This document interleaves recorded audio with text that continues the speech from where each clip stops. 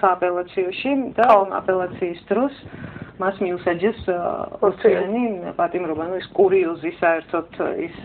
სასამართლო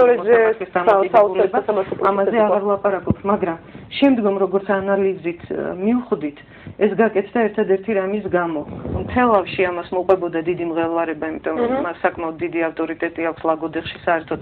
რეგიონში, ამიტომ გამოარიდეს მთელავს რაღაც და აი აქ უცებ დანიშნული 2 საათში დანიშნული პროცესი ჩატარდა და აქ უკვე ბუნებრივია ვეღარ მოესწრებოდა ვერაფერი, ასე რომ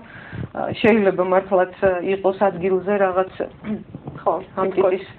მოლოდინი რაღაც დაგიხმონ. მაგრამ მე ქათამაძის შემთხვევაში ჩემთვის იყო ძალიან ესეთი ნიშანდობლივი, სწორედ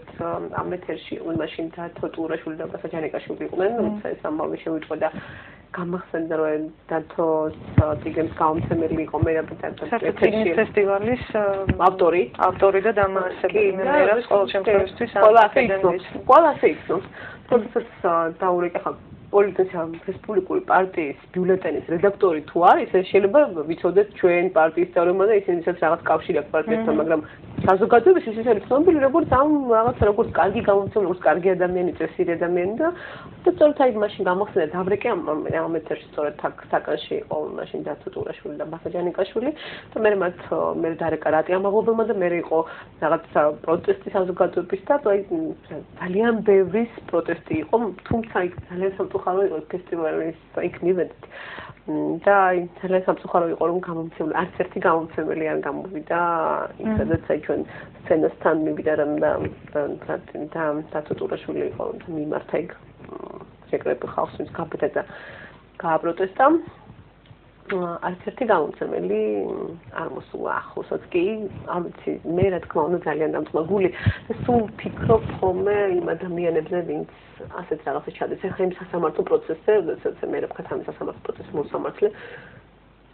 ხარებავა რომელმაც ბოლოს დაიწყო ლაპარაკი იმაზე რომ აი მოდი ჩვენს ხო გვიყვარს ქვეყანა და შევხვდეთ კიდე ერთმანეთს და ერთად დავჯდებით უფასთან თუ რაღაცას რო გიყვება მე გამომძიებელი პროკურორი რომელიც ის ანუ ეს ადამიანებიც ხომ რაღაც მე მაქვს რაღაც სიბალულის დამოკიდებულება ამ ადამიანის მიმართ, იმიტომ რომ ის რასაც ჩადია, შეიძლება დღესაც ადრე მოიშორო თავიდან ის რომ შენ ვიღაცა გალახე და დღეს იმის ვიცი რამე რუსების მიერ ნაყიდი ვიღაცა ახალგაზრდა გავლახე და აი ჩემი ქვეყნის სამიშა მაგარია და თქვენ რუსების აგენტებს ხან შეიძლება დღეს ნუ კარგი ხვალაც იგივე ვფიქრო მაგრამ ზეგ ხომ აუცილებლად გაიგებ იმას ანუ გაიაზრებ შეიძლება დღესაც გესმის ან თავს იტყუებ ის ხალხს არ იტყუებს და მართლაც ჯერ ამის ისიც ხომ მიხვდებიან ჩვენი ერთ დღეს რომ სად არის სიმართლე იმიტომ რომ სიმართლე ხო ესეთი კატეგორია იტყვი შენ ამას არ იტყვი დაინახავ არ დაინახავ გაიგონებ არ გაიგონებ არსებობს რა იმის და მიუხედავად არსებობს აი ეს არის ბატონო ჩემო სინამდვილე ხო რამდენჯერაც არ უნდა მითხრათ მიშამ რომ აბა გაიხედეთ ფანჯარაში დანიაში ცხოვრობთ ხო ამბობს ხოლმე რა დანიის დონეზე ვარ თურმე დანიის დონეზე რომელიც ეკონომიკური მაჩვენებლებით არის პირველ ადგილზე რომელიც არის პირველ ადგილზე იმ ქვეყნებს შორის ყველაზე მომზადებულნი შეხვდა ეკონომიკურ კრიზისს ანუ მეუბნება მიხეილ აკაშვილი თუმცა შენ დანიის დონეზე ხარ რა პრაქტიკულად კორუფცია არ არსებობს ქვეყანაში ან ამ მიხედვით გავიხედავ მე გარეთ და გავალ და შევხვდები რომელიღაცას ან გადავკვეთავ შემთხვევით რომელიმე ხელისუფალის გზას და საკუთარ თავზე ვიწნევ რას ნიშნავს როგორ დანიაში ცხოვრობ თუ დავენარცხები ამ სინამდვილეს და ასეთი ძალიან არ მინდა რომ მხოლოდ მას შემდეგ მიხვდნენ როცა თვითონ დაიწვავენ ხელს უფრო ადრე მიხვდნენ გაცილებით უკეთესი იქნება მათთვისაც ჩვენთვისაც ქვეყნისთვისაც თავარია ჩვენ უკვე 2 საათს გადავდით ანუ დღეს უკვე 8 ივლისია 2 საათი და უკვე 15 წუთი თითქმის რაღაცა შევაჯამოთ ფიქრია ჩვენი ეს დღევანდელი დღე რა ვიცი მინდა ყოველთვის მინდა ხოლმე რაღაცა ოპტიმისტური დავამთავრე ხო რომ მოვდიოდით კიდევ თამარ ჩიკოვანი რომ შეხვდა მითხარით რამე კარგი თამარ ჩიკოვანი რომელიც ოპტიმიზმის ბუკეტია ან რაღაც ესეთი მითხარით რამე კარგი ვუთხარით რამე კარგი იმ ადამიანს თუ შემოხდება რომელიც ასე ვთქვათ რომ დასვა რამდენამეს გაიხსენებს კიდე ჩემზე უფრო შორი მოვიდან და ადამიანი რომელიც არის ამდენ ხანს ბრძოლაში როდესაც აი იმედ გაცრუებაზე მელაპარაკებიან მე ყველას ვეუბნები საყვედურით კი არა აი ეს შეძახილით რომ როდესაც მიხეილ სააკაშვილი მოდიოდა ხელისუფლებაში და როდესაც საზოგადოებაში იყო ყოველ შემთხვევაში გამოხატულად ერთმნიშვნელოვანი განწყობა მე ჩემო მეგობრებმა მაშინვე თქვით რომ ჩვენ არ ვაპირებთ ამასთან შეგუებას და ისე ძნელი იყო იმდენად მძიმე იყო მაგრამ აი ესე ნაბიჯ როცა ქუჩაში გამოდიოდა ხელშეკითხვას მინდა გითხრათ ძალიან შეგიძლიათ სააკაშვილმა თავა თამაში 15 ადამიანი 20 ადამიანი აი როცა ირაკლი კაკაბაძე რუსთაველზე წვებოდა და ასე ახერხებდა პროტესტის გამოხატვას და ის ახალგაზრდები რომლებიც მის გვერდით იყვნენ როდესაც იყო ირინე ენუქიძე საოცარი Carly, მე არ ვიცი მართლა ის ძალიან სერიოზული შთაგონების წყარო უნდა იყოს ეს ადამიანი, ყველა იმისთვის, ვისაც უნახავს ეს ადამიანი ცხოვრებაში ერთხელ ან თუნდაც ეკრანზე უნახავს, იმიტომ რომ ის იყო აი რაღაცნაირი გადამდები ემოციის მატარებელი ადამიანი, რომელიც შეეწირა სამწუხაროდ ამ ბრძოლას და მთელი მისი ოჯახი შეეწირა, მაგრამ ეს იდეა ბრძოლისა არის დარჩენილი. მიუხედავად იმისა, რომ აი ახალგაზრდობა არ არის ამაში მასიურად ჩართული. აი დღეს აქ ჩვენთან იჯდა 4 ახალგაზრდა და კიდევ 15-ში რომლებიც იქ არიან და რომლებიც 15-ში გამოვლენ და ალბათ 14-ში უნდა გამოვლენ. 14-ში ღამე თუ 14-ში ღამე. არის კიდევ უამრავი